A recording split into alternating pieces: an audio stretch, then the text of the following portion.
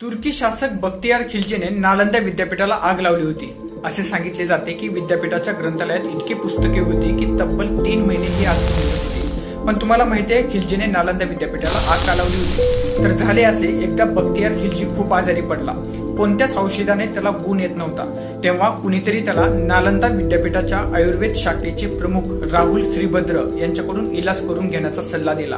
पण खिल्जीला एखाद्या हिंदू वैद्यापेक्षा आपल्या हकीमावर जास्त विश्वास होता। पण हकीमांना काही त्याची तब्येत सुधारण्यात यश मिळत नव्हते। शेवटी नाईलाजाने खिल्जीने राहुल श्रीभद्र यांना आपल्या उपचारासाठी बोलवून घेतले। पण त्याने उपचाराआधी आत ठेवली की मी हिंदुस्थानचे कोणतेही औषध घेणार नाही आणि मी बरा झालो नाही तर आचार्यांची हत्या करेल असेही त्यांनी फरमावले। त्याला भारतीय ज्ञानाचे श्रेष्ठत्व सहन झाले नाही, याची परतफेड त्यांनी नालंदा विद्यापीठ आधीच्या बक्षिसखानी देऊन केली। याशिवाय खिल्जीने विद्यापीठातील धर्मचारी आणि बौद्ध भिक्षूंना ठार केले।